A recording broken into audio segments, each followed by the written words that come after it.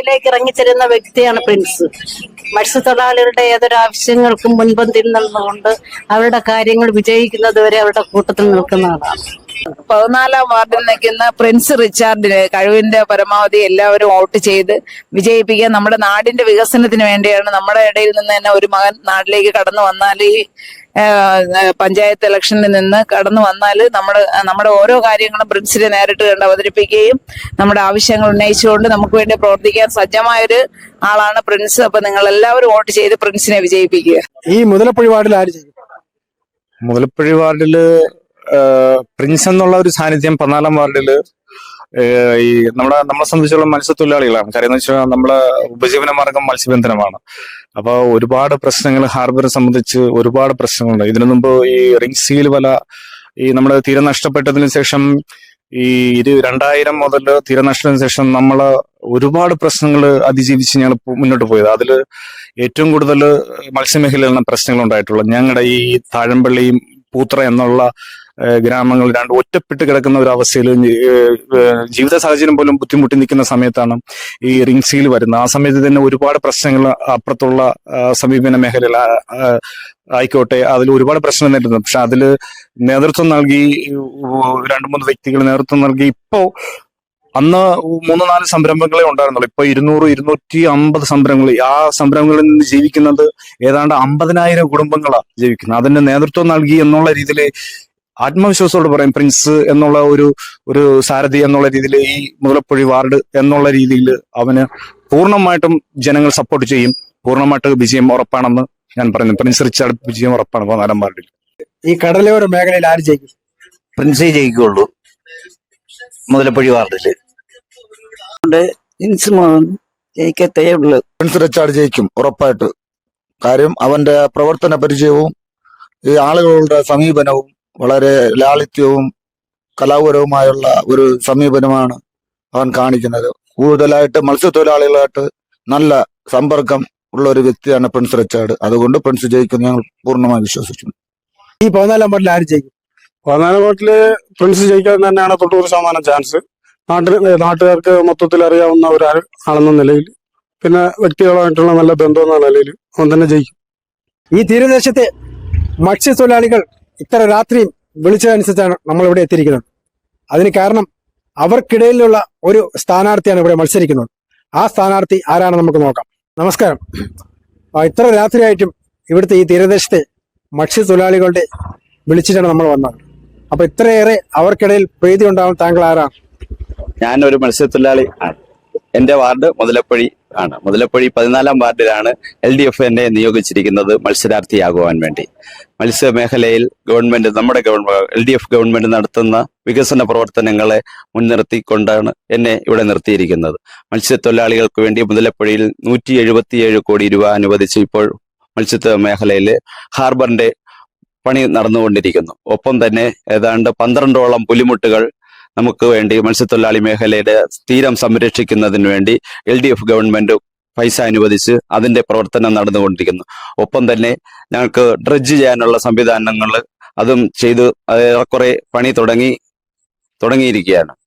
കൂടാതെ തന്നെ നമ്മുടെ മത്സ്യമേഖലയിൽ ഒരുപാട് വികസനങ്ങൾ നടത്തുന്നു. അതുപോലെ പുനർഗേഹം പദ്ധതിയിൽ ഏതാണ്ട് പൂത്ര താഴമ്പള്ളി ഭാഗത്ത് 89ഓളം വീടുകൾ LDF ഗവൺമെന്റ് നിർമ്മിച്ചു നൽകിയിട്ടുണ്ട്. അതുപോലെ തന്നെ ചിറയൻകീഴ് പഞ്ചായത്ത് ഈ LDFന്റെ കീഴിൽ നല്ല വികസനമാണ് ഇതുവരെ ഉണ്ടാകുന്നത്. നിലവിൽ ഹോസ്പിറ്റൽ, മത്സ്യമേഖലയിലായാലും ഈ ഹാർബറിന്റെ പ്രവർത്തനങ്ങൾ ഇതെല്ലാം നമുക്ക് നല്ല രീതിയിൽ LDF ഗവൺമെന്റ് ചെയ്തു തന്നിട്ടുണ്ട്. ആ ഒരു വിജയം നമ്മൾ മുൻനിർത്തിക്കൊണ്ട് LDF ഗവൺമെന്റ് വീണ്ടും പ്രവർത്തിച്ച് നല്ലതുപോലെ എനിക്കും ഈ വാർഡിൽ മത്സരിച്ച് LDFന്റെ പ്രവർത്തനങ്ങൾ മുന്നിൽ കണ്ട് അതിന്റെ വികസനം എന്ന നിലയിൽ ഇനിയും വരുന്ന 5 വർഷത്തേക്ക് തുടർ ഭരണം ഉണ്ടാക്കി അതിന്റെ ഒരു വികസനം മുന്നേറ്റം ഉണ്ടാകട്ടെ എന്ന് പ്രാർത്ഥിക്കുന്നു. ഈ തീരദേശത്തെ മത്സ്യത്തൊഴിലാളികൾ ഒന്നടങ്കം പറയുന്നത് ഞങ്ങളെ കൂട്ടത്തിലുള്ള ഒരാളെന്നാണ് പറയുന്നത്. അപ്പോൾ ആ ആൾ തന്നെ ജയിക്കുമെന്നാണ് ഇവിടെ ഒന്നടങ്കം പറയുന്നത്. തീർച്ചയായും അങ്ങനെ തന്നെയാണ്. എന്തുവെന്ന് വെച്ചാൽ ഞാനൊരു മത്സ്യത്തൊഴിലാളിയാണ്. ഞാൻ എന്ത് പ്രശ്നത്തിലും അവരോടൊപ്പമുണ്ട്. കടലിൽ എന്ത് പ്രശ്നങ്ങളുണ്ടായാലും ഞങ്ങൾ എല്ലാവരും ഒരുമിച്ച് അനുഭവിക്കുന്നതാണ്. അപ്പൊ ഞങ്ങളുടെ ബുദ്ധിമുട്ടുകൾ എന്താണെന്ന് ഞങ്ങളുടെ മത്സ്യമേഖലയിലുള്ള തൊഴിലാളികൾക്കറിയാം. അപ്പോൾ അതിലുള്ള ഒരാൾ തന്നെയാണ് നമുക്ക് വരേണ്ടതെന്ന് അവർ ഉറച്ചു വിശ്വസിക്കുന്നു. അതുകൊണ്ടാണ് എന്നെ തീരുമാനിച്ചിരിക്കുന്നത്. എന്നെ വൻ ഭൂരിപക്ഷത്തിൽ അവർ വിജയിപ്പിക്കുമെന്ന് എനിക്ക് പ്രതീക്ഷയുണ്ട്. പ്രിൻസ് നമ്മളുടെ കൂട്ടത്തിലെ ആളാണ്. ഇവിടുത്തെ വിജയ സാധ്യത 100% പ്രിൻസിനാണ്. മുതലപ്പുഴി വാർഡില് പ്രിയപ്പെട്ട എന്റെ സഖാവ് പ്രിൻസ് വിജയിക്കും. അത് ഒരു സ്ഥാനാർത്ഥിയെ മുതലപ്പൊഴിക്കുള്ളു. സെക്കൻഡ് സ്ഥാനാർത്ഥി BJPക്കോ കോൺഗ്രസിനോ ഇല്ല. CPIയുടെ ഒരു സ്ഥാനാർത്ഥി സഖാവ് പ്രിൻസേ ഉള്ളു. പ്രിൻസ് അല്ലാതെ വേറൊരു സ്ഥാനാർത്ഥി വിജയിക്കില്ല. ആര് തീരുമാനിച്ചാലും ആ സഖാവിനെ തോപ്പിക്കാൻ പറ്റത്തില്ല. എന്ന് വെച്ച് കഴിഞ്ഞാൽ ഏകപക്ഷീയമായിട്ട് മുതലപ്പൊഴിയുടെ വികസനത്തിന് 14ാം വാർഡിലെ പൊതുജനം തെരഞ്ഞെടുത്ത ഒരു സ്ഥാനാർത്ഥിയാണ് സഖാവ് പ്രിൻസ്. മുതലപ്പൊഴി വാർഡിൽ ഇവിടെ ആര് ജയിക്കും? ഇവിടെ നമ്മുടെ പ്രിൻസ് റിച്ചാർഡ് ആണ് ഇവിടെ മത്സരിക്കുന്നത്. പുള്ളിയെ ജയിക്കത്തുള്ളൂ. പുള്ളി അതിനുള്ള കാര്യങ്ങളൊക്കെ നല്ലൊരു പ്രവർത്തകരാണ്. നമ്മുടെ നാട്ടിന് വേണ്ടി ഒരുപാട് പ്രതീക്ഷയുള്ള ഒരു സഖാവാണ്. കാരണം ഈ തീരദേശ മേഖല മൊത്തം പറയുന്നത് ഒറ്റ പേരെ പറയുന്നുള്ളൂ, പ്രിൻസ്. കാരണം നമ്മളെ കൂട്ടത്തിലുള്ള ഒരാള് എന്നുള്ള രീതിയിലാണ് എല്ലാവരും സംസാരിക്കുന്നത്. തീർച്ചയായിട്ടും പ്രിൻസിനെ കുറിച്ച് തന്നെയാണ് എല്ലാവരും പറയുന്നത്. മത്സ്യബന്ധന മേഖല ഈ മുതലപ്പൊഴിയിൽ ആര് ജയിക്കും? നമ്മളെ മോൻ ജയിക്കും, പ്രിൻസ് ജയിക്കും. പ്രിൻസ് ജയിക്കും എന്നുള്ള വിശ്വാസം തന്നെ വേറെ ഒന്നും ഇതില്ല. നമ്മളെ കൂടെ സഹകരിച്ച് നിൽക്കുക. സംസ്ഥാന കൗൺസിൽ അംഗം മനോജ് ഇടമ നമ്മളൊപ്പം ചേരുന്നുണ്ട്. സാർ നമസ്കാരം. ഇപ്പം ഒരു ഇടത് തരംഗമാണല്ലോ കാണുന്ന മൊത്തത്തിൽ ഈ ചിറയൻകീഴ് മണ്ഡലം. അപ്പം മുൻകാലങ്ങളിൽ ഇടത് ചായവെള്ള മണ്ഡലമാണ് ചിറയൻകീഴ്. അപ്പം അതിനൊന്നും എങ്ങനെയാണ് വിലയിരുത്താൻ? ചിറയൻകീഴ് നിയോജക മണ്ഡലം എന്ന് പറയുന്നത് ഇടതുപക്ഷ സ്ഥാനാർത്ഥികളാണ് എപ്പോഴും വിജയിച്ചു വരുന്നത്. ഭൂരിപക്ഷം എല്ലാ പഞ്ചായത്തും, ഇപ്പോൾ 8 ഗ്രാമപഞ്ചായത്തുകളുണ്ട്. ചിറയൻകീഴ് ബ്ലോക്ക് പഞ്ചായത്തിന്റെ ഏകദേശം പൂർണ്ണ ഭാഗമുണ്ട്. പോത്തങ്കോട് ബ്ലോക്ക് പഞ്ചായത്തിന്റെ ഒരു 2-3-4 ഡിവിഷനുകൾ അടങ്ങിയതാണ് ഈ ചിറയൻകീഴ് നിയോജകമണ്ഡലം. ഈ 2 ബ്ലോക്ക് പഞ്ചായത്തുകളും അതുപോലെ 8 ഗ്രാമപഞ്ചായത്തുകളും ഭരിക്കുന്നത് ഇടതുപക്ഷ ജനാധിപത്യ മുന്നണി ആണ്. ആ ത്രിതല പഞ്ചായത്തിൽ ഗ്രാമപഞ്ചായത്തായാലും ബ്ലോക്ക് പഞ്ചായത്തായാലും അതുപോലെ ജില്ലാ പഞ്ചായത്തായാലും കാലാകാലങ്ങളിൽ LDF മാത്രമേ ഈ മണ്ഡലത്തിൽ വിജയിച്ച ചരിത്രമുള്ളൂ. ബ്ലോക്ക് പഞ്ചായത്തിൽ കഴിഞ്ഞ വർഷം 13 സീറ്റുകളുള്ളതിൽ 1 സീറ്റ് മാത്രമാണ് കോൺഗ്രസ് നേടി. ബാക്കി പൂർണ്ണമായ സീറ്റ് ഇടതുപക്ഷ ജനാധിപത്യ മുന്നണി കരസ്ഥമാക്കിയത്. അതിന് പ്രധാനപ്പെട്ട കാരണം ത്രിതല പഞ്ചായത്തുകളിലെ ഏറ്റവും കൂടുതൽ പദ്ധതി വിഹിതം ഇപ്പോൾ സംസ്ഥാന ഗവൺമെന്റ് ഈ വർഷം തന്നെ 28.7% പദ്ധതി വിഹിതം താഴെത്തട്ടിലേക്ക് കൊടുത്തു. അതോടൊപ്പം സംസ്ഥാന സർക്കാരിന്റെ വിവിധ വകുപ്പുകളിലായിട്ടുള്ള പലവിധ പദ്ധതികൾ ഗ്രാമപഞ്ചായത്ത് വഴിയാണ് നടപ്പിലാക്കുന്നത്. അതെല്ലാം കൂടെ കൂട്ടി നോക്കുമ്പോൾ ഏകദേശം 41% പദ്ധതി സംസ്ഥാന ഗവൺമെന്റ് 41% തുകയും വിനിയോഗിക്കുന്നത് ഗ്രാമപഞ്ചായത്ത്, ബ്ലോക്ക് പഞ്ചായത്ത്, ജില്ലാ പഞ്ചായത്ത്. അതുകൊണ്ടാണ് നമുക്ക് ഈ ജില്ലാ പഞ്ചായത്തിന്റെ റോഡുകൾ, വികസന പദ്ധതികൾ ഒരു മിനി MLAയുടെ വികസന പദ്ധതിയായിട്ട് നമുക്ക് തോന്നുന്നത്. ഇത് കേരളത്തിൽ മാത്രമാണ്, മറ്റൊരു സംസ്ഥാനങ്ങളിലും ഇല്ല. കാരണം മറ്റ് സംസ്ഥാനങ്ങളിൽ അധികാരം 73-74 ഭരണഘടനാ ഭേദഗതി അനുസരിച്ച് അധികാരം കൊടുത്തുവെങ്കിലും അവർക്ക് പണം കൊടുത്തിട്ടില്ല. അധികാരം മാത്രമേ ഉള്ളൂ, പണമില്ല. പക്ഷേ ഇവിടെ നമുക്കറിയാം 1996 ജനകീയാസൂത്രണ പദ്ധതി വന്നു. ആ ജനകീയാസൂത്രണ പദ്ധതി വന്നതിന്റെ ഭാഗമായിട്ട് അന്ന് ഇടതുപക്ഷ ഗവൺമെന്റാണ് ഭരിക്കപ്പെട്ടത്.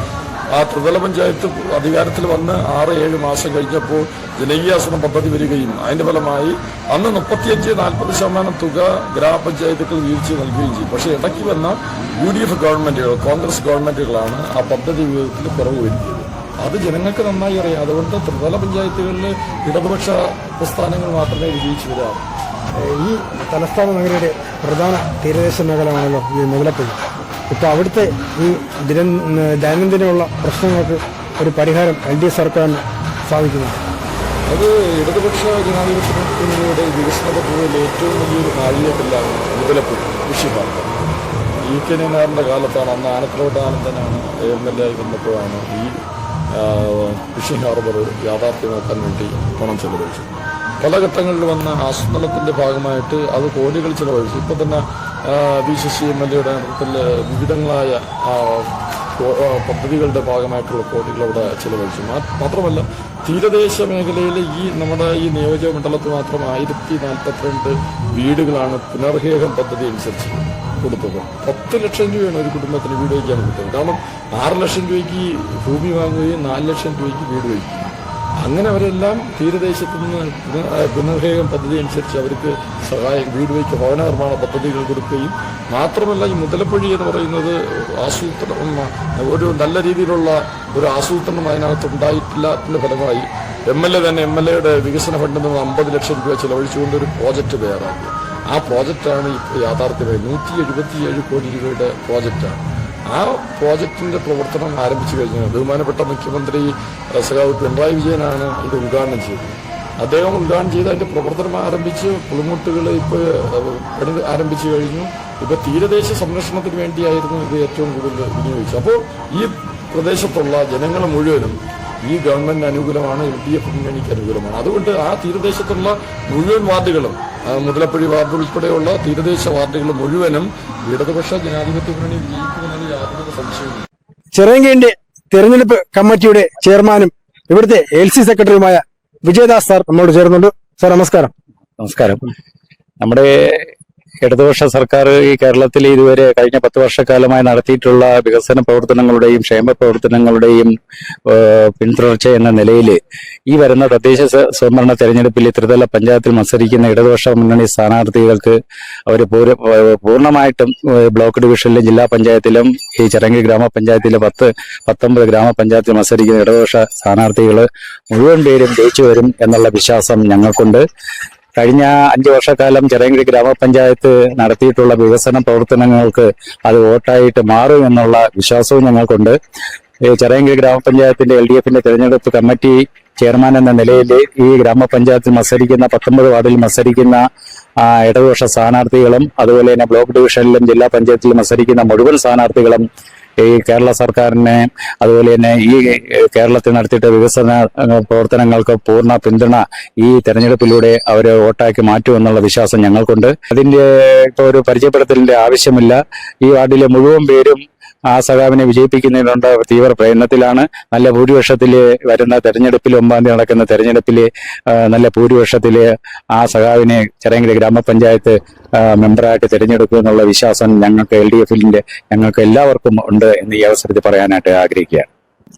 തലസ്ഥാന നഗരിയിൽ തന്നെ നിരവധി പ്രശ്നങ്ങൾ നേരിടുന്ന ഒരു പ്രധാന തുറമുഖ മേഖലയാണ് ഈ മുതലപ്പുഴി. ഈ മുതലപ്പുഴയിലെ ഈ 16-ാം വാർഡിൽ മത്സരിക്കുന്ന മത്സ്യത്തൊഴിലാളിയുടെ കൂടെ ഒരുപോലെ പ്രവർത്തിക്കുന്ന ഒരു വ്യക്തിയാണ് പ്രിൻസ്. ഇപ്പോൾ ഈ നാട്ടിലെ ജനങ്ങൾ ഒന്നാകെ പറയുന്ന ഒറ്റ പേരും ഇവിടെ പ്രിൻസ് എന്നാണ്. ബന്ധന മേഖലയിലെ മത്സ്യത്തൊഴിലാളികളുടെ കൂടെയുള്ള ഒരു സാധാരണക്കാരാണ് പ്രിൻസ് റിച്ചാർഡ്. അപ്പം ആ മത്സ്യത്തൊഴിലാളികളുടെ ദുഃഖം എളുപ്പം മനസ്സിലാക്കാൻ കഴിയുന്ന ഒരു പ്രധാന വ്യക്തിയായ പ്രിൻസ് റിച്ചാർഡ് തന്നെ ഈ വാർഡിൽ വിജയിക്കുമെന്നാണ് ഇവിടുത്തെ ജനങ്ങൾ ഒന്നടങ്കം പറയുന്നത്. ക്യാമറമാൻ മുതലപ്പുഴയിൽ നിന്നും ക്യാമറമാൻ അഫ്സലിനോടൊപ്പം രാജേഷ്.